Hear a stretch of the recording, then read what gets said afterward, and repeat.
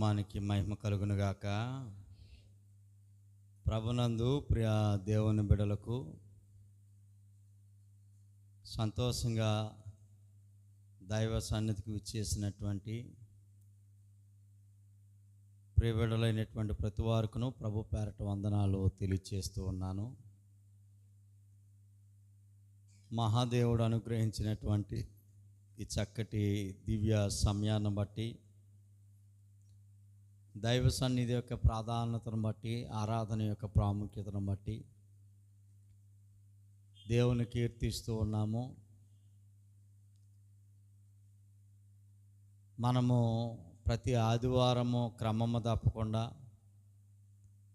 దైవ సన్నిధిలో పాలు పంపులు పొందుతూ చక్కటి పాటల ద్వారా ఆయన నామాన్ని కీర్తించి మహిమపరుస్తూ ఉన్నతుడైనటువంటి దేవుణ్ణి మనసారా స్తుతించడానికి దేవుని సన్నిధానంలోనికి మనం అందరము కూడి ఉండటం ఆనందించదగ్గ విషయము. ప్రభునందు ప్రియులారా, ప్రతి ఆదివారము దేవుణ్ణి కలవడానికి అనగా దేవుని స్తుతించి మహిమపరచడానికి మనం ఒక మంచి సిద్ధపాటు కలిగి ఉంటూ ఉన్నాం. ఏదైనప్పటికీ ఆరాధన చేసేవారికి దేవుని యొక్క మన్నన ఖచ్చితంగా పొందుకుంటారు. ఆ విషయాన్ని మనం మర్చిపోకుండా ఆ మహాదేవుని యొక్క పరిధిలోనే, ఆయన సన్నిధిలోనే మనం గడపడానికి నిర్ణయించుకునేటువంటి విధానం చాలా గొప్పది. ఈరోజు బైబిల్ గ్రంథంలో కొన్ని మాటలు మనం నేర్చుకోవడానికి ప్రయత్నం చేద్దాము.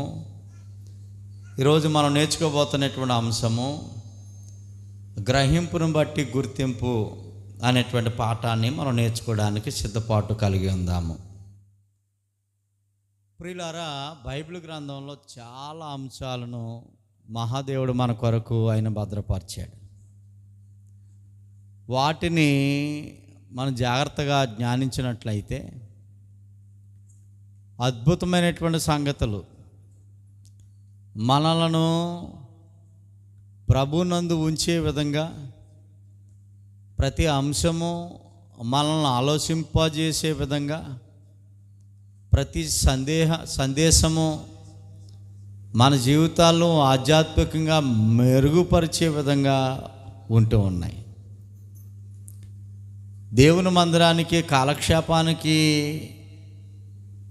వెళ్ళే మనుషులు చాలామంది ఈ లోకంలో నామకార్థ క్రైస్తవులు ఉంటే ఉండొచ్చును గాక, మనం అటువారి యొక్క జాబితాలో లేకుండా దైవ సన్నిధికి వెళ్ళాము అనంటే మనస్ఫూర్తిగా దేవుణ్ణి ఆరాధించి దేవుడు అనుగ్రహించే దీవులను పట్టుకుని గృహానికి వెళ్ళే ఒక మంచి ఉద్దేశం మనం కలిగి ఉండాలి.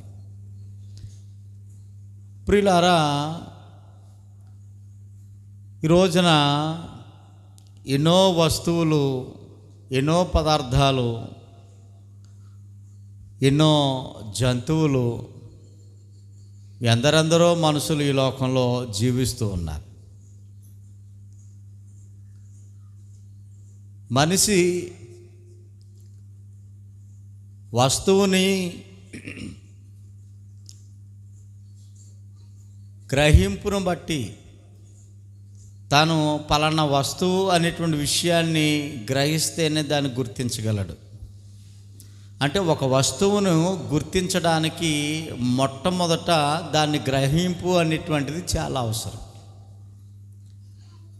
ఒక పదార్థాన్ని గుర్తించాలి అని అంటే గుర్తించడానికి ముందు జరిగే ప్రక్రియ ఏంటనంటే గ్రహింపు అనేటువంటిది. ఒక వ్యక్తి పలానా అనేటువంటి వ్యక్తిని మనం గుర్తించాలి అని అంటే ఆ వ్యక్తిని ముందుగా మనం గ్రహిస్తే తప్ప ఫలానా అనేటువంటి సంగతిని మనం గుర్తించలేం. అలానే చాలా చాలా ఈ లోకంలో ఉన్నటువంటి ప్రతి దానిని మనిషి యొక్క గుర్తింపును బట్టే, అంటే గ్రహింపును బట్టే మనం గుర్తించగలము.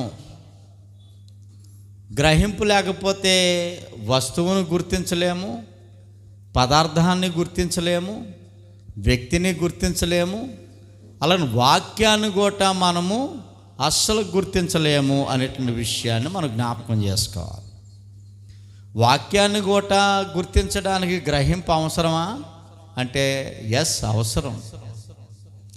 ఈ గ్రహింపు లేకపోవటం వల్ల ఈ రోజున వాక్యాన్ని గుర్తించలేకపోవటం వల్ల, వాక్యం యొక్క సారాంశాన్ని గుర్తించలేకపోవటం వల్ల, రక్షణను గుర్తించలేకపోవటం వల్ల, పరిశుద్ధ గ్రంథంలో ఉంటున్నటువంటి వాగ్దానాలను, ప్రవచనాలను గుర్తించలేకపోవటం వలన ఎన్నో అనార్థాలు జరుగుతూ ఉన్నాయి.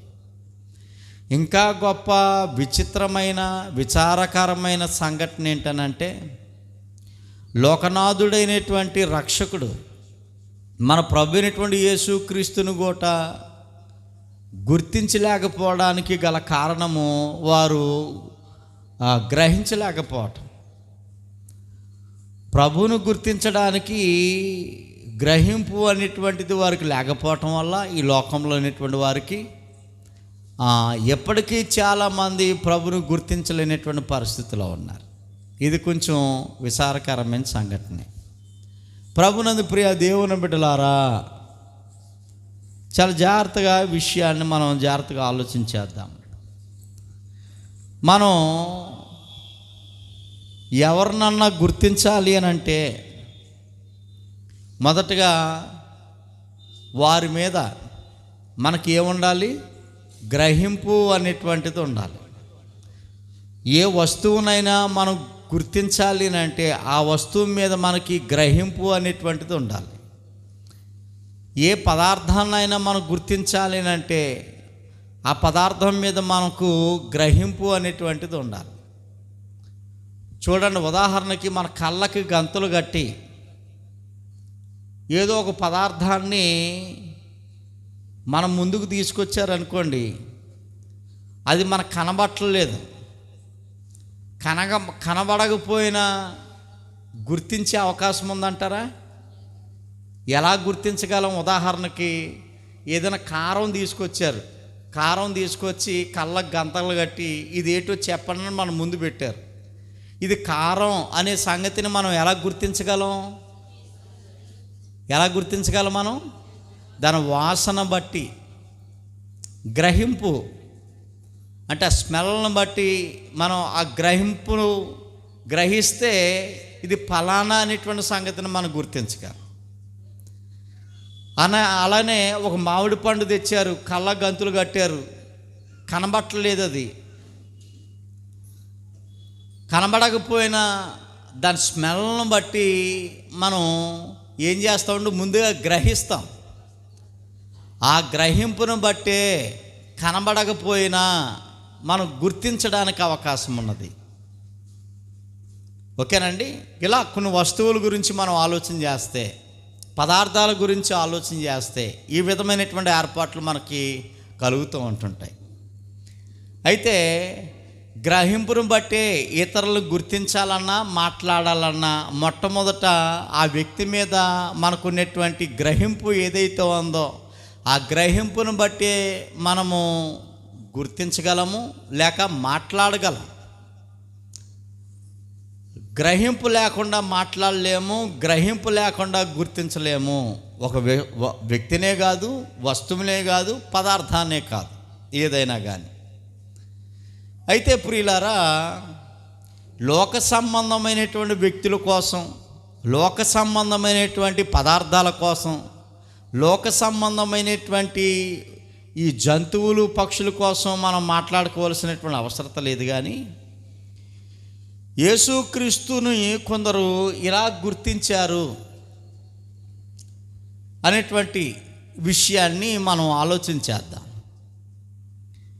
యేసు ప్రభు వారు ఈ లోకంలో తల్లి గర్భం ద్వారా, మరియమ్మ ద్వారా ఈ లోకానికి వచ్చి ఆయన 33.5 సంవత్సరాలు జీవించినటువంటి సంగతి మనకు అందరికీ తెలిసినదే. ప్రభువారు ప్రత్యేకమైనటువంటి ఉద్దేశముతో దేవుని చేత ఈ లోకానికి పంపబడ్డారు. ఆయన ఈ లోకానికి వచ్చినటువంటి పని వేరు, ఉద్దేశం వేరు, ప్రతిదానికి ప్రభు మాట్లాడే మాటలకే ఒక ఉద్దేశం ఉన్నది. ఆయన జీవించిన జీవితానికి ఒక ఉద్దేశము, ఆయన బోధించిన బోధలకి, ఆయన చేసిన అద్భుతాలకి, సూచక్రియలకి, ప్రతి అడుక్కి ఆలోచనకి ఒక ఉద్దేశం ఉన్నది. అయితే ప్రభువును గుర్తించటంలో చాలామంది విఫలమయ్యారు ఆనాటి కాలంలో ఉన్నటువంటి మనుషులు. ప్రియులారా, ప్రభు జీవిస్తుంటుండగా ప్రభువారిని కల్లారా చూచి కూడా ప్రభుతో సమకాలికులై ఉండి కూడా ప్రభు చేసినటువంటి అద్భుతాలు సూచక్రియలు చూచి ప్రభు మాట్లాడినటువంటి బోధలు చెవులారా వినుగోట ఆయనను గ్రహించలేకపోవటం వల్ల సరైనటువంటి రీతిలో గుర్తించటంలో విఫలమయ్యారు. అప్పుడు విఫలమయ్యారు అని అంటే ఇప్పుడు ప్రభు శారీరకంగా లేకపోయినా ఆత్మీయంగా ఆయన మన మధ్య ఉన్నారు. అయితే శారీరకంగా బాహునేత్రాలకి కనబట్టలేదు కనుక ఇప్పుడు ప్రభును గుర్తించడం ఇంకా కష్టం అంటారా, సులువు అంటారా? చెప్పండి మీరు ఒకసారి. వింటున్నారా మీరు? అమ్మా వింటున్నారా లేదా? ఓకే. కాబట్టి ప్రియులారా, మొదటగా ప్రభు కాలంలో ఉన్నటువంటి కొంతమంది మనుషులను బట్టి ప్రభువుని ఏ గ్రహింపుతో ఫలానా అనేటువంటి సంగతిని గుర్తించారో, వారు గుర్తించినటువంటి విధానం కరెక్టా కాదా, వారు ఖచ్చితంగా ఏదైతే చూచారో ఆ చూచిన దానిని బట్టి ఒక గ్రహింపు కలిగి ఇతడు ఫలానా అనే సంగతిని గుర్తించారు. జాగ్రత్తగా వినాలి మీరు. వారు కళ్ళతో ఏదైతే చూచారో చూచిన దానిని గ్రహించి ఈ వ్యక్తి ఫలానా అనే సంగతిని గుర్తించి ప్రభుకు ముద్ర వేశారు ఆనాటి ప్రజలు. అయితే ఆ ముద్రణ కరెక్టా కాదా? వాళ్ళు చూచినది, వారు విన్నది, ప్రభు కొరకు ఏదైతే స్టేట్మెంట్ ఇస్తూ ఉన్నారో, యేసు ప్రభు కొరకు నేను మాట్లాడుతూ ఉన్నాను, యేసు ప్రభుని ఏదైతే చూసి గ్రహించి ఒక ముద్ర వేశారో ఇతడు ఫలానా అనే సంగతిని గుర్తించారో అది కరెక్టేనా అనేటువంటి సంగతిని నెమ్మదిగా ఆలోచన చేస్తూ ఈ పాఠంలోనికి వెళ్ళే ప్రయత్నం చేద్దాం. యేసుక్రీస్తును కొందరు ఇలా గుర్తించారు. ఇది మొదటి భాగంలో ఉన్నటువంటి విషయాన్ని ఆలోచించేద్దాం. లోకాసు సువార్త 7వ అధ్యాయం.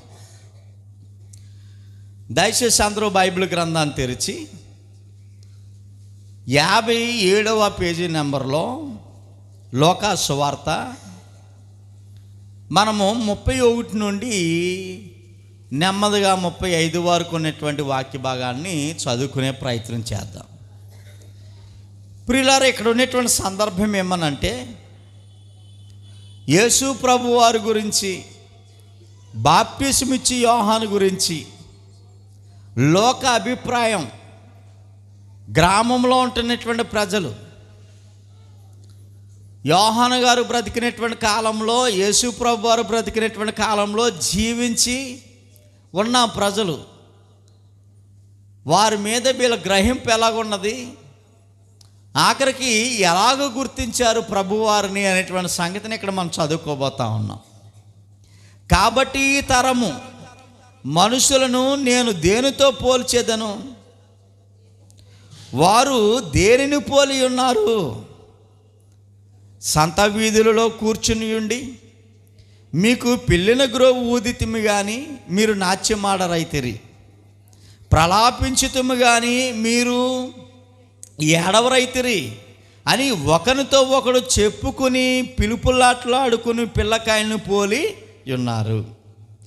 యేసు ప్రభు వారు ఒక ఉపమానాన్ని చెప్తా ఉన్నాడు.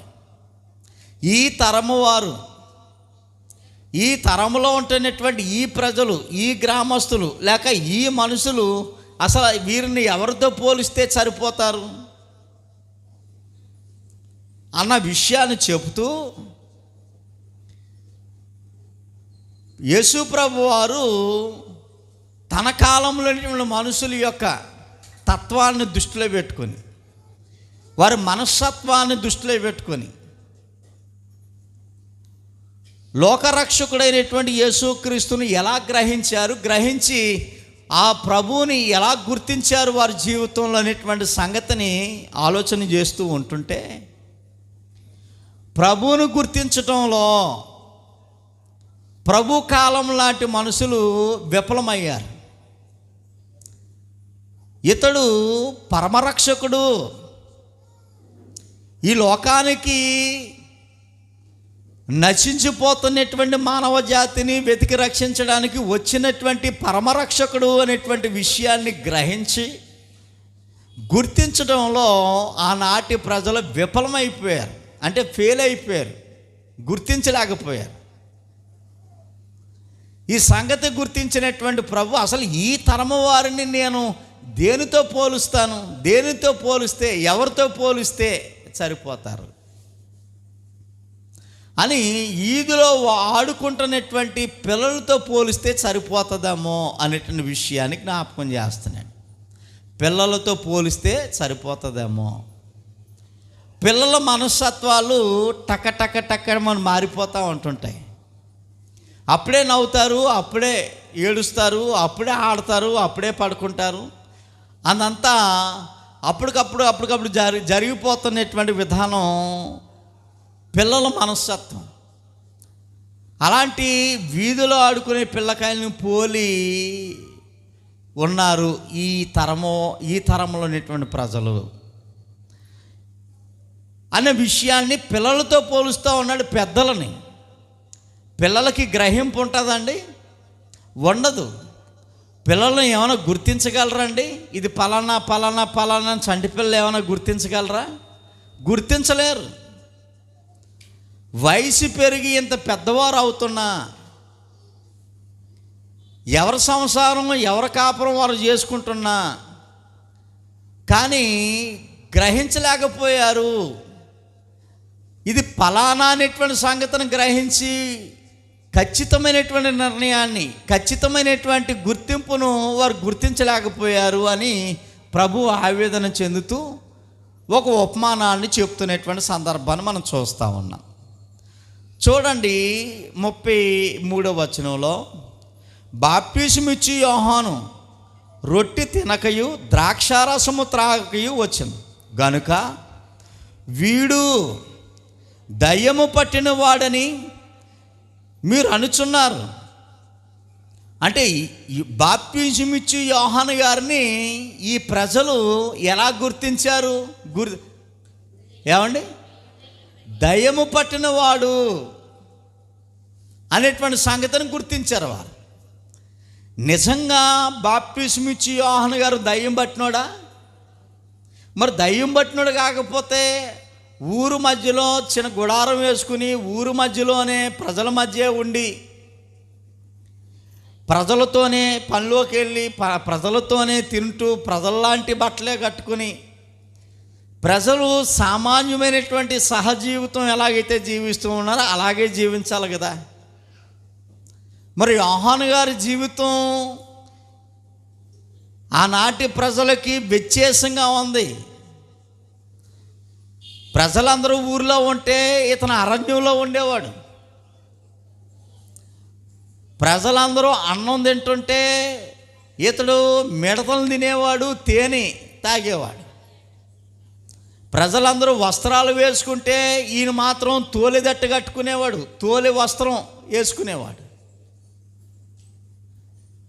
ఈ లక్షణాలన్నీ ఎవరిలో ఉంటాయి? ఈ లక్షణాలన్నీ ఎవరిలో ఉంటాయి? అడవిలో ఉంటాం, మిడతలు తింటాం, అందరూ కట్టుకునే బట్టలు కాకుండా ఓన్లీ తోలే చర్మంతో తయారు చేయబడినటువంటి వస్త్రాన్ని వేసుకోవటం, ఈ లక్షణాలన్నీ ఊరిలో ఉండకుండా ఊరాతలకు ఊరికి దూరంగా ఉండే లక్షణాలన్నీ ఎవరిలో ఉంటాయి? మీరు గ్రహించున్నారా? మరి మౌనంగా ఉన్నారేంటి? ఏమ్మా, నేను చెప్పింది ఏమైనా గ్రహింపుకు వస్తుందా మీకు?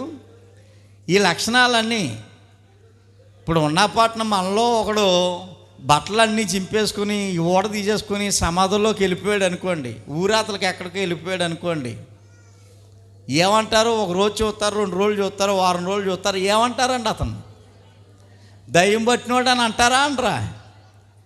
ఇదిర్రా దయ్యం పట్టింది, ఊర్లోకి రావట్లేదు, మనుషులతో ఉండలేదు, మనుషుల మధ్య ఉండలేదు, అందరూ తినే ఆహారం తింటలేదు.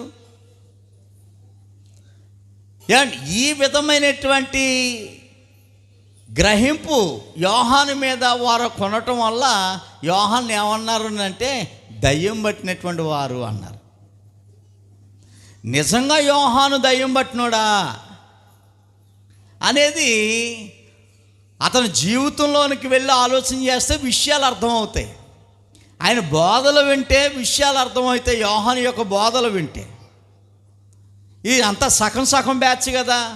అందుకని కేవలం ఈ పైపర లాంటి లక్షణాలను చూసే ఆ విధమైనటువంటి గ్రహింపును బట్టి ఎలా గుర్తించారంటే యోహాను గారిని దయ్యము పట్టినవాడు అనేటువంటి గుర్తింపు చేసి ఒక ముద్ర చేశారు. పోన్లే యోహాను గారిని అలాగ పెట్టారని అనుకుందాం. కానీ యేసు ప్రభు దగ్గరికి వస్తే అదే ప్రజలు ఎలాగా గుర్తించారో అనేటువంటి సంగతిని మనం ఆలోచన చేయబోతా ఉన్నాం. 34 మనిషి కుమారుడు అంటే యేసు ప్రభువారు. మనిషి కుమారుడు అంటే యేసు ప్రభువారు. యోహాను బాప్తిసమిచ్చి యోహాను దేవుని యొద్ద నుండి వచ్చాడు అనే సంగతిని ఈ ప్రజలు గుర్తించలేకపోయారు.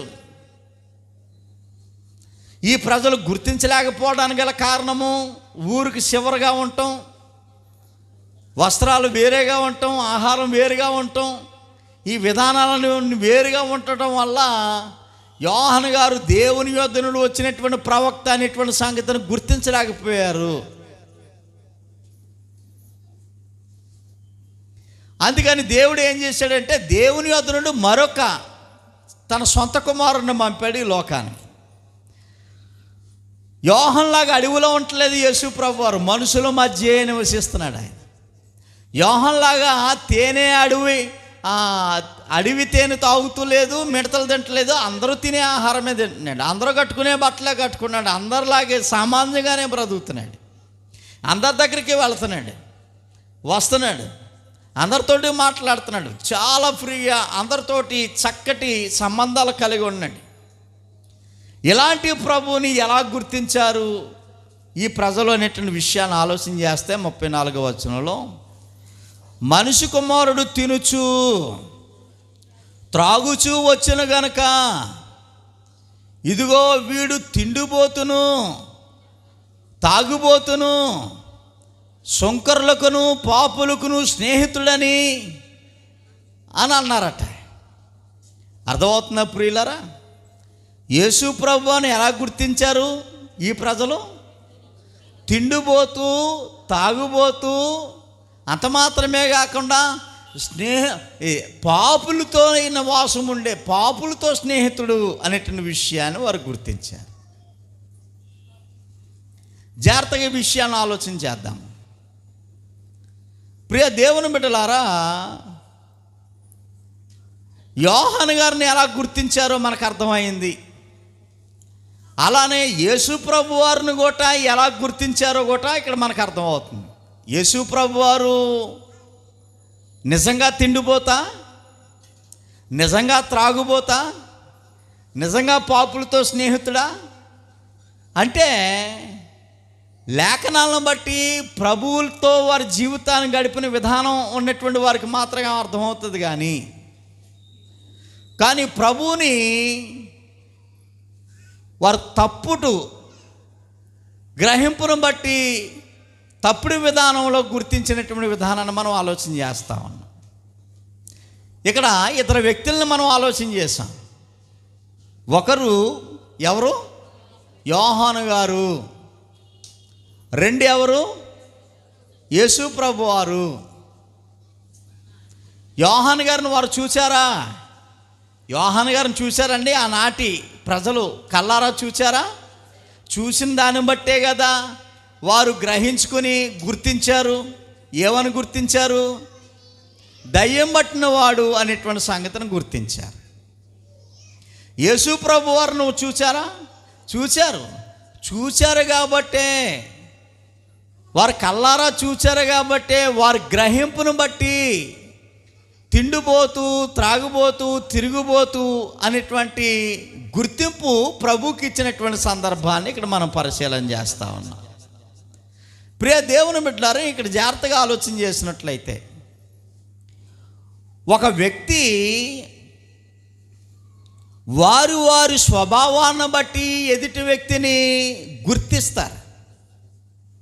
వారి స్వభావం ఆధారం చేసుకునే వారి ఆలోచనలు కానీ, జాగ్రత్తగా వినాలి పాయింట్, వారి సొంత స్వభావాన్ని ఆధారం చేసుకుని ఎదుటి వ్యక్తిని గుర్తించడం అనేటువంటిది జరుగుతుంది. అర్థమవుతుందా ఈ పాయింట్? ఒక వ్యక్తిని గుర్తించడానికి దేని ఆధారం చేసుకుంటారు? వారి సొంత స్వభావాన్ని ఆధారం చేసుకుని ఆ వ్యక్తిని ఫలానా అనేటువంటి గుర్తింపు ఇచ్చి వారికి ఆ ముద్ర వేసే సందర్భం లేకపోలేదు. వారి స్వభావాన్ని బట్టే వారు గ్రహింపు అనేటువంటిది ఉంటుంది ఆ వ్యక్తి మీద. వారి స్వభావాన్ని ఆధారం చేసుకునే ఆ వ్యక్తి ఫలానా అనేటువంటి సంగతిని గుర్తించే అవకాశము ఉంటుంది. ఓకే, ఇప్పుడు పాయింట్లోకి వద్దాం. అంటే ఒక విషయం మనకు అర్థమైంది ఇక్కడ. ఏంటి విషయం ఏంటంటే, ఒక వ్యక్తిని గుర్తించడానికి దేన్ని ఆధారం చేసుకుంటారు? స్వభావాన్ని ఆధారం చేసుకుని గ్రహింపులో నుండి గుర్తింపు అనేటువంటిది వస్తుంది. ఇప్పుడు యోహాను గారిని ఏమని గుర్తించారని మనకు అర్థమైంది? దయ్యము పట్టిన వాడు. దేనిని ఆధారం చేసుకుని ఈ వ్యక్తి దయ్యం పట్టినటువంటి వాడు అని గుర్తించారు? వారి స్వభావాన్ని దృష్టిలో పెట్టుకునే దయ్యం పట్టినటువంటి వాడు అనేటువంటి విషయాన్ని మనకు అర్థమవుతా ఉంది. అంటే ఎవరైతే దయ్యము పట్టినవాడు అని అన్నారో వారి స్వభావాన్ని ఆధారం చేసుకునే వీరు పైకి కనబడే దానిని ఆధారం చేసుకుని వారి కళ్ళకు కనబడే దానిని గ్రహించి ఫలానా అనేటువంటి సంగతిని గుర్తించారు. వారి స్వభావం అంటే ఎవరైతే దయ్యము పట్టిన వారు అని అన్నారో వారి స్వభావాన్ని బట్టి ఆ బిరుదు యోహాను గారికి ఇచ్చారు. అంటే వీరి స్వభావాలు దేనితో నింపబడ్డాయి అనేటువంటిది మనకు అర్థమవుతుంది. యోహాను గారు దయ్యం పట్టిన వాడు అన్నారు అని అంటే ఆల్రెడీ ఆ స్వభావం ఆ మాట అన్న వారిలో ఉంది. మీకు అర్థమవుతుందో లేదో? అంటే ఏ స్వభావం ఉంది? ఈ గుర్తింపు ఇచ్చినటువంటి మాట్లాడే వారిలో ఏ స్వభావం ఉందంటే దయ్యపు స్వభావం ఆల్రెడీ ఉంది. మీకు అర్థమవుతుందా ప్రియులారా? దయ్యపు స్వభావం వారిలో ఉంది కాబట్టే వెంటనే ఆ స్వభావాన్ని వారి సొంత స్వభావాన్ని బట్టి వారు దయ్యము పట్టినవాడు అంటే దయ్యపు లక్షణాలు ఉన్నాయి. దయ్యం ఎలాగుంటుందో, దయ్యము యొక్క అలవాట్లేంటో, దయ్యము ఎక్కడ నివసిస్తుందో, దయ్యము ఏమేమి తింటుందో, దయ్యము యొక్క విధానాలు ఏంటో ఇవన్నీ ఆల్రెడీ వీరికి తెలుసా తెలీదా? తెలుసు. వీరికి ఆల్రెడీ తెలుసు. ఆ దయ్యం మీద వీరికి అవగాహన ఉన్నది. ఆ దయ్యపు లక్షణాలు వీరిలో ఉండటం వల్ల భక్తుడైనటువంటి యోహానుని, దేవుని యొద్ద నుండి వచ్చినటువంటి యోహానుని, మార్గాన్ని సరళము చేయడానికి వచ్చినటువంటి యోహానుని, లోకరక్షకుడైనటువంటి యేసుక్రీస్తును లోకానికి పరిచయం చేయబోతున్నటువంటి యోహానుని ఏమని గుర్తించారు అంటే వీరుకున్నటువంటి దయ్యపు లక్షణాలను బట్టి, దయ్యపు స్వభావాన్ని బట్టి యోహానుని దయ్యము పట్టినవాడు అని గుర్తించినటువంటి విధానం మనకు అర్థమవుతుంది. ఓకే, బాగానే ఉంది. యేసు ప్రభు దగ్గరకు వద్దాం. యేసు ప్రభు దగ్గర కూడా ఈ ఫార్ములా వర్తిస్తుందా? అంటే వారి స్వభావాన్ని బట్టేనా గుర్తిస్తారు? ఎస్, వారి స్వభావాన్ని బట్టే గుర్తిస్తారు. యేసు ప్రభువాన్ని ఎలా గుర్తించారు మీరు? చెప్పాలి, మీరు అందరూ చెప్పాలా. వీడు తిండిబోతియు, త్రాగుబోతియు, తిరుగుబోతు. వీడు, ఆ పదజాలం చూడండి. మత్తయి సువార్త, లూకా సువార్తలో చాలా విపులంగా వివరణాత్మకంగా ఉంది. అంటే మనుషుల యొక్క స్వభావం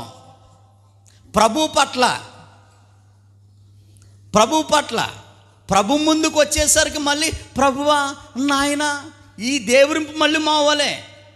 కానీ ఇంటి దగ్గర వీధిలోనో కనబడకుండా వీడు ఏమంటున్నారు వాళ్ళు? దయ్యము, వీడు తిండిబోతును, త్రాగుబోతును, తిరుగుబోతును, పాపులతో స్నేహితుడు అనుచున్నారు అనేటువంటి మాట. ఇప్పుడు ఇలాగా గుర్తించడానికి, యేసు ప్రభువుని ఈ విధంగా గుర్తించడానికి ఆల్రెడీ వీడి స్వభావం అలాగే ఉన్నది. అంటే వీరు ఆల్రెడీ ఎవరు అని అంటే ఆల్రెడీ తిండిబోతు. ఈ మాటలు అంటే ప్రభుని ఈ విధంగా గుర్తించినటువంటి వారు ఆల్రెడీ తిండిబోతులు. వీరు తిండిబోతులు కాకపోతే ప్రభుకి ఎక్కడికి వెళ్ళినా, యేసు ప్రభు ఎక్కడికి వెళ్ళినా ప్రభును వెంటాడు కూడా వచ్చేసేవారండి. ఏంటి వీళ్ళందరూ వాక్యం వినడానికైనా వచ్చేస్తున్నారు అని అంటే నిజంగా వాక్యం వినడానికైతే కాదు. ఒకానొక సందర్భంలో అయితే ఒకరోజు ప్రభు కనబడకపోతే ఎంత ఆవేదన చెందారో. ఆఖరికి కనుగొని తిరగవలసిన చోట్లన్నీ తిరిగి కనబడకపోతే రాత్రంతా వెతికి ప్రభు దగ్గరికి వచ్చి అన్నారు, ప్రభువా నువ్వు ఎక్కడికి వెళ్ళిపోయావు? నీకోసం ఎన్ని చోట్లని మేము తిరగం అని అడుగుతున్నారు. యోహాను సువార్త ఈ సందర్భాన్ని మనం ఆలోచన చేద్దాం. యోహాను సువార్త 6వ అధ్యాయంలో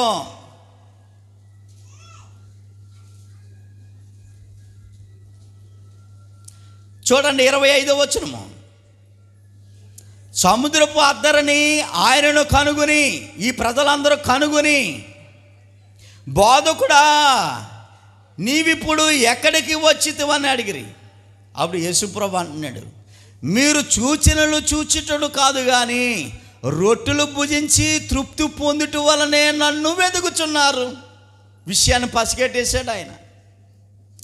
నిజంగా నా మీద ఏదో ప్రేమ ఉండి, అయ్యో ఈయన మాధుర్యమైనటువంటి వాక్యపు మాటలు చెప్తూ ఉన్నాడు, ఈయన మాటల్లో ఎంత ఆదరణ ఉన్నదో, ఈయన మాటల్లో ఎంత ఉజ్జీవం ఉన్నదో, ఈయన మాటలు నిజంగా వింటూ ఉంటుంటే నా మనసు తెప్పరిల్లుతూ ఉంది. ఈ మాటల కోసమే నేను ఎదురు చూస్తూ ఉన్నాను. ఇలాంటి మాటలు వినడానికి పనిగొట్టమాని ఆయన పాదాల దగ్గర కూర్చుంటాననేటువంటి ఆలోచనతో వచ్చినటువంటి భక్తులైతే కాదు వీరు. ప్రభుని ఇన్ని రోజులు బట్టి ఎదుగుతున్నది, ప్రభుని వెంటాడుతున్నది, ప్రభు దగ్గరికి వస్తున్నది ఎందుకు అని అంటే ప్రభు ఆల్రెడీ చెప్పాడు, మీరు రొట్టెలు భుజించి తృప్తి పొందుట వలనే నన్ను వెదుగుచున్నారు అని చెప్పేశాడు. అంటే ఈ బ్యాచ్ అంతా ఏ బ్యాచ్? ఇప్పుడు తిండిబోతు బ్యాచ్. ప్రభు దగ్గరికి వస్తే ఫ్రీగా రొట్టెలు ఇస్తున్నాడు, ఫ్రీగా చేపలు ఇస్తా ఉన్నాడు. కడుపు నిండా తిన్నోడికి తిన్నండి చేపలు, తిన్నోడికి తిన్నంట రొట్టెలు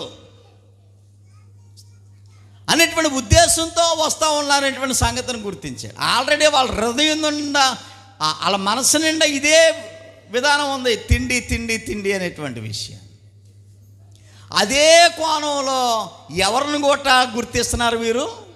యేసు ప్రభును. వారు ఆల్రెడీ తిండిపోతులు, అదే స్వభావంతో నిండి ఉన్నారు కనుక ప్రభువుని గోట ఏమని గుర్తిస్తూ ఉన్నారని అంటే ప్రభు గోట తిండిపోతే అనేటువంటి భావంతో ఉన్నారు. నిజంగా ప్రభు తిండిపోతా అని ఆలోచన చేస్తే ఆయన తిండిపోతే ఏం కాదండి. ఒకానొక సందర్భంలో యేసు ప్రభు సమరయ పట్టణానికి వస్తే శిశువులతో అంటాడు ఆయన, నాకు ఆకలిగా ఉన్నది, నాకు తినడానికి ఏమన్నా తీసుకురండి అని అన్నప్పుడు యోహాను సువార్త 4వ అధ్యాయం ఈ స్టోరీ మనకు కనబడతా ఉంటుంది. శిశువులు వెళ్తారు, వెళ్ళినప్పుడు ప్రియ దేవుని బిడ్డలారా, ఈ లోపల సమర స్త్రీ రావటం, ఆవిడకి వాక్యం చెప్పటం, ఆవిడ మార్పు చెందటం, దేవుని చిత్తానుసారంగా లోకములో నుండి మార్పు చెంది దేవుని యొద్దకు రావటం, పరమానందం అయిపోయింది ఆ పరిస్థితి అంతా. అంటే ఒక పాపి రక్షింపబడటం, కడుపు నిండిపోయినంత ఆనందం వచ్చేసింది యేసు ప్రభు వారికి. ఈ లోపల ఆహారం తెచ్చారు శిష్యులు. ప్రభా, మేము తినేసాంగా, మీరు కూడా తినండి అని అంటే ప్రభు ఏమన్నాడు, నా కడుపు నిండుగా ఉన్నది, నేను తిన్నాను. అదేంటి కొట్టి దగ్గరికి వెళ్ళమన్నది ఈయనే కదా.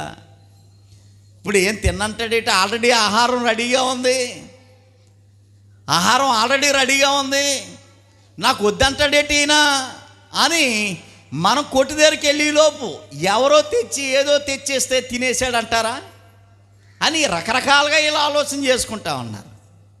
అంటే ఆహారం రెడీగా ఉన్నా నాకు వద్దు అన్నాడు ఆయన. దాన్ని బట్టి మనకి ఏమర్థం అవుతుందంటే ప్రభువారు తిండిపోతూ కాదు.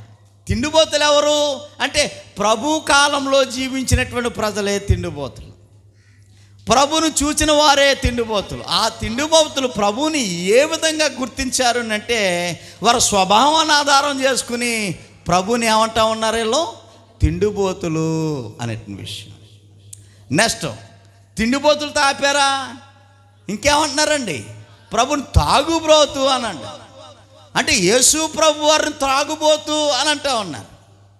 అంటే వీరి స్వభావం ఆల్రెడీ తాగుబోతులు. ప్రియ దేవుని బిడ్డలారా, అంటే ఈ స్వభావంతో నిన్ను త్రాగే అలవాటు, త్రాగే స్వభావం ఆల్రెడీ వారిలో ఉంది కాబట్టి ప్రభువుని త్రాగుబోతు అనేటువంటి ముద్రను ఆ విధంగా గుర్తించినటువంటి సందర్భం మనం చూస్తూ ఉన్నాం. ఇంకా మనం ఆలోచన చేసినట్లయితే ప్రభువారిని ఏ విధంగా గుర్తిస్తా, తిరుగుబోతు అని గుర్తించినటువంటి సందర్భాన్ని మనం ఆలోచన చేస్తూ ఉన్నాం. అంటే వారు ఆల్రెడీ తిరిగే అలవాటు వారికి ఉంది, వారికి నాణ్యత లేదు, తిరిగే అలవాటు వారికి ఉంది కాబట్టి ప్రభువుని కూడా ఆ ఖాతాలో వేసి ప్రభువుని ఏమని గుర్తించారని అంటే వారి స్వభావాన్ని ఆధారం చేసుకుని ప్రభువు కూడా తిరుగుబోతు అనేటువంటి విషయాన్ని వారు గుర్తించినటువంటి సందర్భాన్ని మనం చూస్తూ ఉన్నాం. కాబట్టి ప్రియ దేవుని బిడ్డలారా, ఏ విధంగా ప్రభుని గుర్తిస్తూ ఉన్నారు ఆనాటి ప్రజలు? వారు చూసింది కరెక్టేనా? కళ్ళారా చూసిన దాన్ని బట్టి గ్రహించి వారి కళ్ళతో ఏదైతే చూశారో ప్రభువును ఏదైతే చూశారో దానికి వారి స్వభావాన్ని ఆధారం చేసుకుని గుర్తిస్తూ ఉన్నాడు. ఈ వ్యక్తి పలానా, ఈ వ్యక్తి పలానా, ఈ వ్యక్తి తిండిపోతూ, ఈ వ్యక్తి తిరుగుబోతూ, ఈ వ్యక్తి పలానా అని చెప్పేసి ప్రభుకి ఏం చేసేసారు, వాళ్ళు గుర్తింపు ఓ స్టాంపు వేసేసినటువంటి సందర్భాన్ని మనం చూస్తూ ఉన్నాం. ఇప్పుడు నెమ్మదిగా మనం ఆలోచనలకు వద్దాం. వారు అంటున్నట్టుగా వారైతే ఏదైతే కళ్ళారా చూశారో, చెవులారా విన్నారో దాన్ని ఆధారం చేసుకుని వారి స్వభావాన్ని జోడించి ప్రభువును ఆ విధంగా గుర్తించే విధానము కరెక్టేనా కాదా? మీరు ఆలోచన చేసి చెప్పండి. అంటే కొంచెం వాక్యం మీద అవగాహన ఉంది కనుక వారు అంటున్న మాటలు కరెక్టేనా, న్యాయమేనా? అయితే మరి కళ్ళారా చూశారు కదా, వారు చూసినా కరెక్ట్ కదా, అది కాదంటారా? మీరు పొడబడబడతా ఉన్నారు. ప్రభు కాలంలో, యోహాను గారి కాలంలో జీవించిన వారిని అడిగితే కరెక్ట్గా సమాధానం దొరికే అవకాశం ఉన్నది. ఎప్పుడో ప్రభు కాలానికి మనకి 2500 సంవత్సరాలు 2000 సంవత్సరాలు గ్యాప్ వచ్చింది. మనం వాళ్ళు చూస్తే చూడొచ్చును కాక, కానీ వారు అంటున్నటువంటి మాటలు కరెక్ట్ కాదండి ప్రభు మీద అని మనం అంటే ఎలా కుదురుతుంది? ప్రభు జీవించిన కాలంలో జీవించినటువంటి ప్రజలు చెప్తా ఉన్నారు. నిజంగా యేసు ప్రభు అనేటువంటి వ్యక్తి వీడు తిరుగుబోతూ, తిండిపోతూ, త్రాగుబోతూ అని వారు సాక్ష్యం ఇస్తూ ఉన్నారు. వారు ఆల్రెడీ ముద్ర వేసేశారు, ప్రభుని ఆ విధంగా గుర్తించారు. వారు వీడు తిరుగుబోతూ, తిండిపోతూ, త్రాగుబోతూ అని ఆల్రెడీ వారు చూసి ముద్ర వేశారు. మీరు కరెక్ట్ కాదనంటే ఎలా కుదురుతుంది? కరెక్టేనా కాదా? అంటే వారు కూడా అలాంటి స్వభావాలతో నింపబడి ఉన్నారు కాబట్టి ఆ స్వభావంలో నుండి వారు ఆ గుర్తింపు అనేటువంటిది వచ్చింది. కానీ కరెక్ట్ కాదు అది. కరెక్ట్ కాదని మనం ఎలా చెప్పగలము అని అంటే దేవుని వాక్యం మనకు బోధిస్తూ ఉంది, దేవుని వాక్యం మనకి వివరిస్తూ ఉంది. ప్రభు నాటి కాలంలోనే ప్రభువుని కొంతమంది ఏ విధంగా గుర్తించారో కొన్ని లేఖనాలను మనం పరిశీలన చేస్తే మనకు అర్థమవుతా ఉంది. మత్తయి సువార్త 16వ అధ్యాయము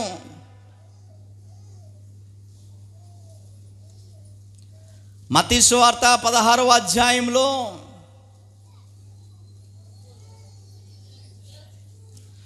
ప్రియులారా 16వ అధ్యాయము వచనము కూడా 16. యోహాను గారు పేతురు గారు చెప్తా ఉన్నారు యేసుప్రభు వారి గురించి.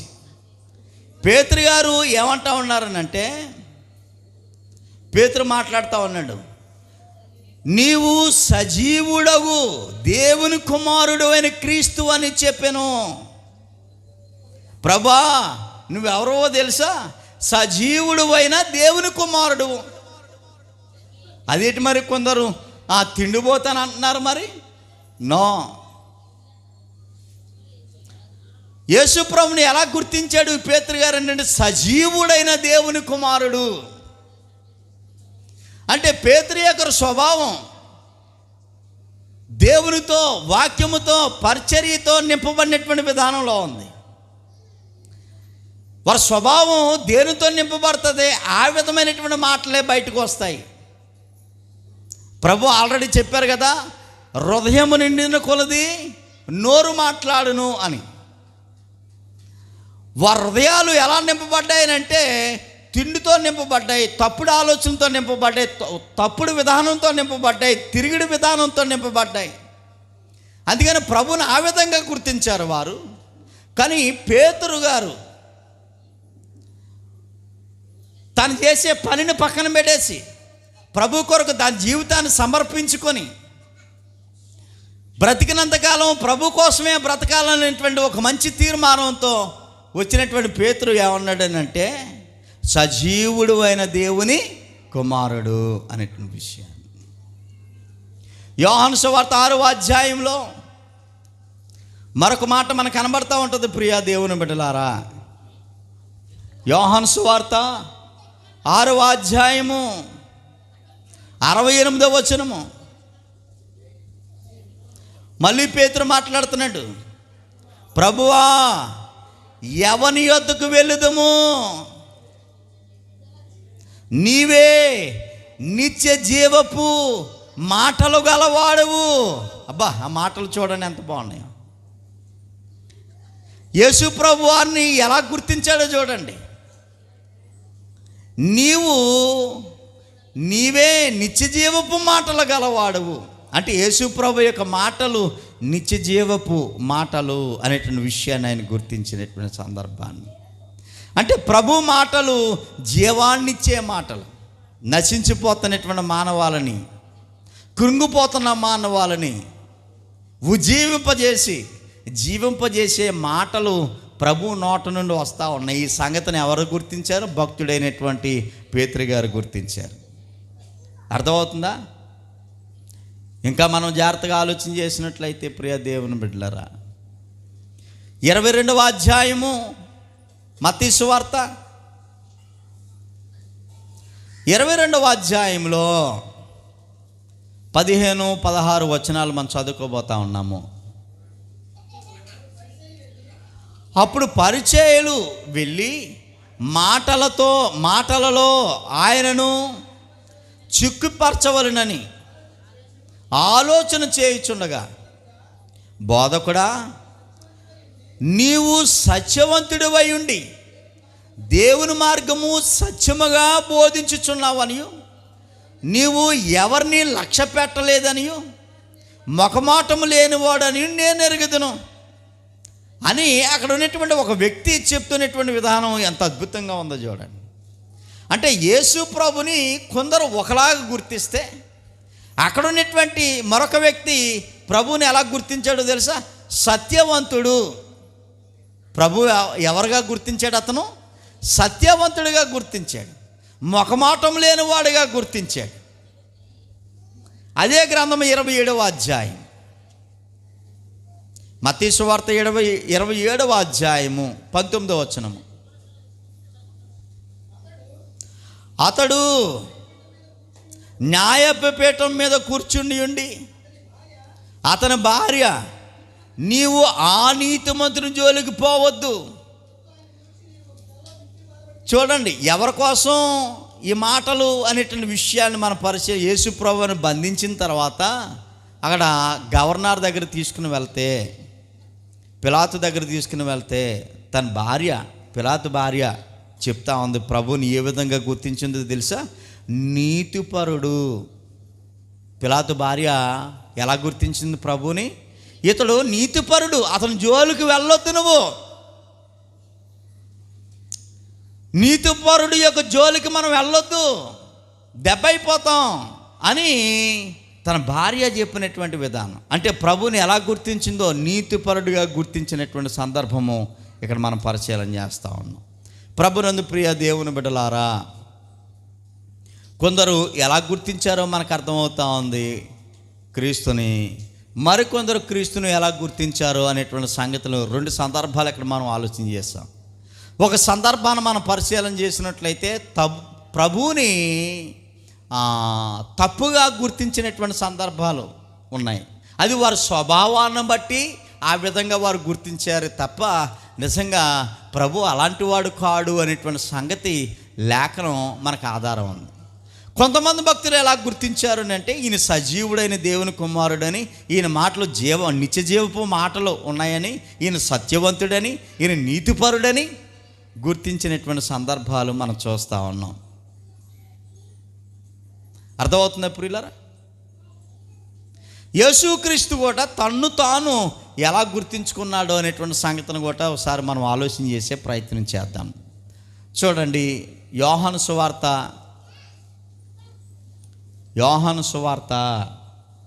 4వ అధ్యాయము. యోహాను సువార్త 4వ అధ్యాయంలో 34వ వచనాన్ని మనం చదువుకోబోతాం. యేసు ప్రభు వారే చెప్తున్నారు తన గురించి తాను ఏ విధంగా గుర్తించి ప్రబోధిస్తూ ఉన్నాడో ఈ మాటలు. యేసు వారిని చూచి, నన్ను పంపిన వాని చిత్తము నెరవేర్చుటయు ఆయన పని తుదముట్టించుటయు నాకు ఆహారమై ఉన్నది అనేటువంటి విషయాన్ని, అంటే తండ్రి చిత్తము నెరవేర్చాలి. నేను ఈ లోకానికి ఎందుకు వచ్చానంటే తండ్రి చిత్తము నెరవేర్చడానికి ఈ లోకానికి నేను వచ్చాను. నా పని అది. నేను చనిపోయేలోపు నేను ఎవరి పనిని ముగించాలి, ఎవరి పనిని కొనసాగించాలి? నా తండ్రి పనిని కొనసాగించాలి. ఇప్పుడు యేసుక్రీస్తు యొక్క స్వభావం, ఆయనకి దైవ లక్షణాలు ఇవన్నీ ఆలోచన చేసినట్లయితే వచ్చిన నాటి నుండి చిలువకి ఎక్కే వరకు, వచ్చిన నాటి నుండి సిలువకి ఎక్కే వరకు ఏ పని నిమిత్తం అయితే ఆయన వచ్చాడో ఆ పని కోసమే ఆలోచన చేశాడు, ఆ దేవుడి కోసమే ఆలోచన చేశాడు. ఆఖరికి 12 సంవత్సరాల వయసులో ప్రభువారు, మనకు తెలుసు కదా దేవాలయంలో యేసు ప్రభు వయసు 12 సంవత్సరాలు. ఆ టైంలో కూడా మరియమ్మ అడుగుతుంది, ఏటి నాయన ఈ పరిస్థితి ఏంటి, నువ్వు తప్పిపోయావు, మేము చాలా కంగారు పడిపోతున్నాం అని అంటే ప్రభువారు అన్న మాటలేటి, నేను నా తండ్రి పనుల మీద ఉన్నాననే సంగతి మీకు తెలియదు అనేటువంటి మాట. అంటే ఆ వయసు నుండే ప్రభు నిండా, ప్రభు హృదయం నిండా, ప్రభు మనస్తత్వం, ప్రభు యొక్క స్వభావం దేనితో నింపబడ్డది? నేను దేవుని చేత పంపబడ్డాను, ఆ దేవుని చిత్తాన్ని నెరవేర్చాలి, ఆ దేవుని పని కోసమే నేను ఈ లోకంలో బ్రతుకుతున్నాను, అదే నాకు ఆహారం, నా దేవుని పని నెరవేర్చడమే నాకు ఆహారం. అదే భావనతో ఆయన ఆ విధంగా గుర్తించినటువంటి సందర్భాన్ని మనం ఆలోచన చేస్తాం. 24వ అధ్యాయము లూకా సువార్త. బైబిల్ త్వరగా తెరవాలి ప్రియులారా పురుషులు. 24వ అధ్యాయంలో 44వ వచనాన్ని మనం చదువుకోబోతా ఉన్నాము. 24:44. అంతటా ఆయన మోషే ధర్మశాస్త్రంలోను ప్రవక్తల గ్రంథంలోను కీర్తనల్లోను నన్ను గూర్చి రాయబడి ఉన్నవన్నీ నెరవేరవలెనని నేను మీ యొద్ద ఉన్నప్పుడు మీతో చెప్పిన మాటలు నెరవేరవలెనని వారితో చెప్పాను. అర్థమవుతుందండి? అంటే లేఖనములు నెరవేర్చాలి. యేసు ప్రభు కోసం ఆల్రెడీ ధర్మశాస్త్రంలో ఉన్నది, ప్రవక్తల యొక్క గ్రంథాల్లో ఉన్నది, కీర్తన గ్రంథంలో ఉన్నది. ఇవన్నీ లేఖనాలు. ఈ లేఖనాలు నెరవేర్చబడడం కొరకు, నెరవేర్పు కొరకు ప్రభువారు ఈ లోకంలో ఆ లేఖనాల నెరవేర్పు కోసం ఈ లోకంలో ఆయన ఉన్నారు అనేటువంటి సంగతిని మనం చూస్తూ ఉన్నాం. మత్తయి సువార్త 9వ అధ్యాయంలో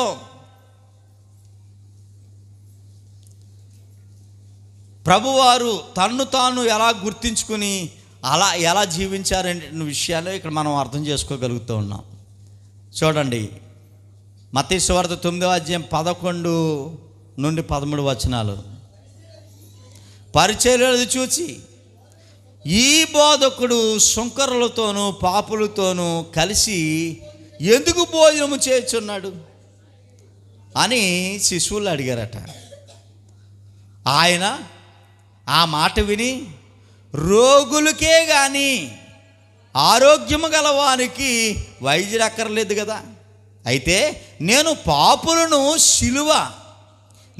పాపులను పిలవవచ్చి తిని కానీ నీతిమంతులను పిలవ రాలేదు, గనుక కనికరమునే కోరుచున్నాను కానీ బలిని కోరను అని ఈ విషయాన్ని అంతటిని జ్ఞాపకం చేస్తున్నాడు. అంటే ఈ మాటలను బట్టి మనం అర్థం చేసుకోగలిగితే యేసు ప్రభు వారు ఎవరిని పిలవడానికి వచ్చాడని మనకు అర్థమవుతుంది. పాపులను పిలవడానికి వచ్చాడు. ఆయన వచ్చిన పర్పస్ అది అతను ఆ గ్రహింపులో ఉన్నాడు. ఆ గ్రహింపులో ఉండి ఆ వచ్చిన పనిని గుర్తించి ఆ పనిని తుదమట్టించడానికి ఆయన ముందుకు వెళ్తున్నటువంటి సందర్భాన్ని మనం ఆలోచన చేస్తూ ఉన్నాం. ఆఖరిగా ఒక వాక్యం చదువుకుని ముగించుకోబోతా ఉన్నాము. యోహాను సువార్త 8వ అధ్యాయము. యోహాను సువార్త 8వ అధ్యాయంలో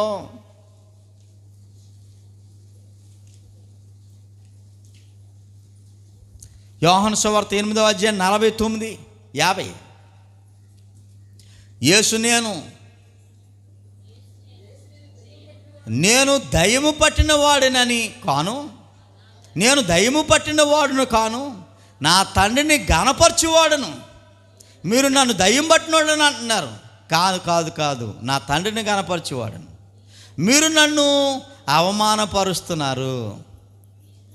నేను నా మహిమను వెతకటం లేదు అనేటువంటి విషయాన్ని ఇక్కడ జ్ఞాపకం చేస్తున్నాడు. అంటే యేసు ప్రభు వారు ఎవరిని గణపరుస్తున్నాడట?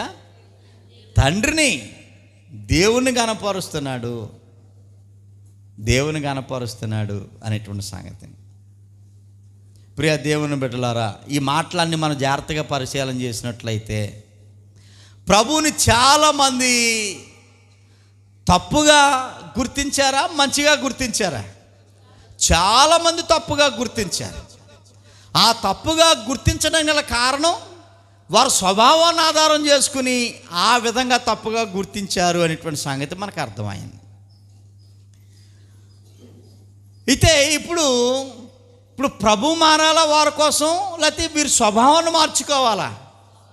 స్వభావాన్ని మార్చుకుని ప్రభువుని గ్రహించగలిగితే, వారి స్వభావాన్ని మార్చుకుని ప్రభువుని గ్రహించగలిగితే ఖచ్చితంగా ప్రభు ఈ లోకానికి ఎందుకు వచ్చాడో, ప్రభు ఏమై ఉన్నాడో, ప్రభు పనులేంటో, ఆయన ఉద్దేశం ఏంటో గుర్తించే అవకాశం ఉందంటారా, లేదంటారా? అలా గుర్తించాలి అని అంటే మొదట ఎవరు మారాలి? వారి స్వభావాన్ని మారాల. పాపులర్లోకి వెళ్తున్నాడు ఈయన. వాస్తవానికి పాపులర్లోకి వెళ్తున్నాడు, కానీ వీళ్ళేమనుకున్నారు, ఇదేంటి వాళ్ళ ఇంట్లోకి వెళ్తున్నాడు ఏంటి ఇతను అంటే, ఈయన కూడా అలాంటోడే అనేటువంటి ముద్ర వేసేశారు. కానీ ప్రభు వచ్చిందే వారి కొరకు, పాపులను వెతికి రక్షించడం కొరకు. ఆ సంగతిని వీళ్ళు మిస్ అయిపోయారు. వీళ్ళు చూసింది వాస్తవమే. త్రాగుబోతుల దగ్గరికి వెళ్తా ఉన్నాడు. ఒరే, తాగితే చచ్చిపోతావురా. తాగుబోతూ ఒకడు ఆ గ్లాసు పట్టుకుని తాగుతున్నాడు. అతని దగ్గరికి వెళ్ళి ఒరేయ్ తాగకూడదు అని ఆ చేతిలో ఉన్న గ్లాసు వెంటనే తీసాడు. అప్పుడు తాగుబోతు చేతిలో ఉన్నటువంటి గ్లాసు ఇప్పుడు ఎవరి చేతిలోకి వచ్చేసింది? మంచోడి చేతిలోకి వచ్చేది. ఇది 10 మంది చూశారు. ఇప్పుడు ఏం ముద్ర వేసేసారు అతన్ని? అది నిజమా? అక్కడ జరిగినటువంటి సంఘటన అది నిజమేనా? కాదది. అక్కడ సందర్భం వేరు, అక్కడ విధానం వేరు. కానీ ఆ విధంగా వారు గుర్తించారు. ఈడు తాగిపోతేడారా, ఈడు తిరిగిపోతేడా, ఈడు గోట తిండిపోతేరా అని ప్రభువుని ఆ విధంగా గుర్తించారు. కానీ ఆల్రెడీ ఆ విధంగా గుర్తించడానికి అలాంటి స్వభావంతో వీరు నిండిపోయి ఉన్నారు కనుక ఆ స్వభావంతో ఆ ప్రభువుని ఆ విధంగా గుర్తించక స్వభావం మారాలి. స్వభావం మారకపోతే అశేషలైనటువంటి ప్రభువుని మనం గుర్తించలేము అనేటువంటి సంగతిని ఇక్కడ మనం జ్ఞాపకం చేసుకుంటాం. అర్థమవుతున్నా ప్రియులారా? కాబట్టి జాగ్రత్తగా విషయాన్ని ఆలోచన చేసినట్లే ఇతరులను కూడా, ప్రభువును మాత్రమే కాదు ఇతరులను కూడా గుర్తింపును బట్టి ప్రవర్తించరాదు. నువ్వు ఏదైతే గుర్తించావో ఆ గుర్తింపును బట్టే నువ్వు ప్రవర్తించడానికి వీలు లేదు.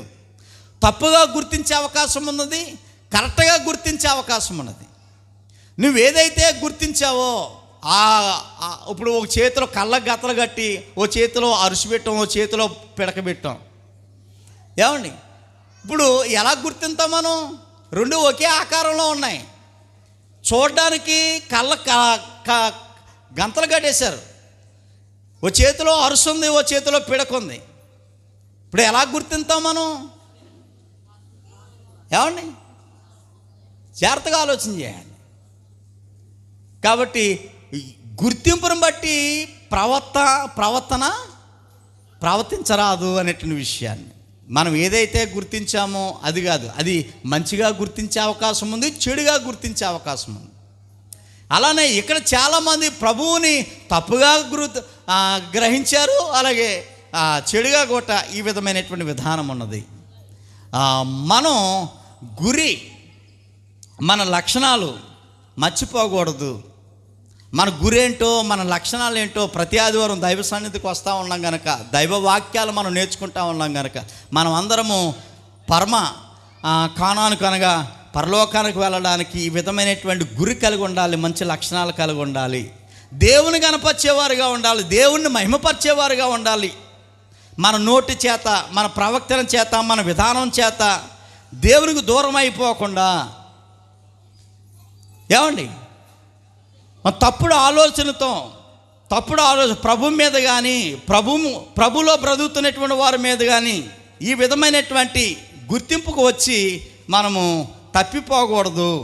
మన గురి, మన టార్గెట్ ఏంటంటే దేవుని గణపరచటము, దేవుని మహిమపరచటము, ఆయనను స్తుతించటము, తద్వారా దేవుని యొద్ద నుండి బహుమతిని పొందుకోవడానికి ప్రయత్నం చేయాలి తప్ప మానవుల్ని తప్పుగా గుర్తించి, ప్రభువుని తప్పుగా గుర్తించి దేవుని యొద్ద నుండి ఈ విధమైనటువంటి అనర్థాలను మనం తెచ్చుకోకూడదు అనేటువంటి విషయాన్ని మీకు జ్ఞాపకం చేస్తూ ఉన్నాను. మొత్తానికి ఈరోజు ఏ పాఠం నేర్చుకున్నాం మనం? ఈరోజు ఏ పాఠం నేర్చుకున్నాం చెప్పండి ఒకసారి. గ్రహింపును బట్టి గుర్తింపు అనేటువంటి పాఠాన్ని మనం నేర్చుకున్నాం. అర్థమవుతుందా? ఒక వ్యక్తిని గుర్తించడానికి దేని ఆధారం చేసుకుని గుర్తిస్తారు? వారు స్వభావాన్ని ఆధారం చేసుకుని గుర్తిస్తారు. దానికి ఏది సహకరిస్తుంది? గ్రహింపు.